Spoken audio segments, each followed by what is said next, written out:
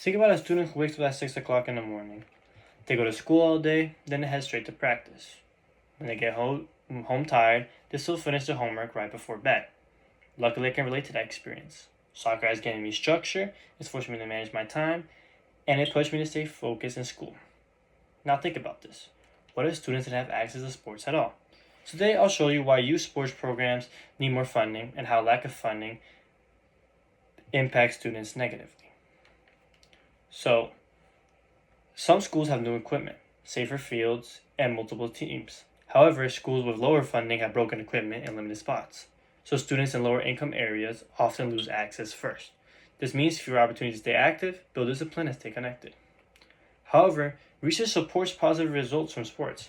According to the CDC, students who participated in sports have higher GPAs and often lower dropout rates. This means sports are linked to better academic success. But sports are also build real life skills. You have time management, discipline, and accountability, and you also learn how to handle pressure. And mental health is another big factor. According to the Aspen Institute, they report that youth sports reduce stress and overall improve mental health in teens. That matters because many students deal with pressure from school and life. Sports give them an outlet.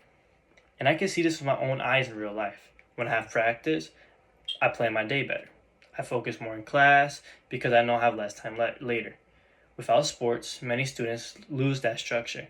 And when programs lose funding, fewer students get the opportunity.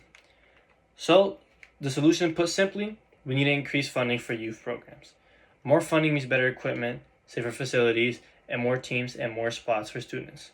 And according to the NFHS, participation in school activities like sports is linked to higher academic achievement and better behavior.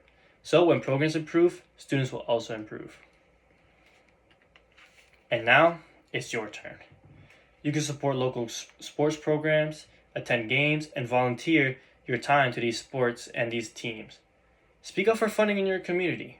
Looking around at many parks around, we have bulletin boards where you can put GoFundMes or any QR codes so you can keep supporting the funding. Because even the smallest support help create more opportunities for these students. And sports do build more than just athletes. They build stronger students. If we invest in youth sports, we invest in academic success and mental health for these future students. So remember that student I mentioned at the start, which happened to also relate to me? That structure, discipline, and motivation came from sports. More students deserve that same opportunity. Support youth sports so they can be returned in academic success and better future skills for the rest of their life. Thank you.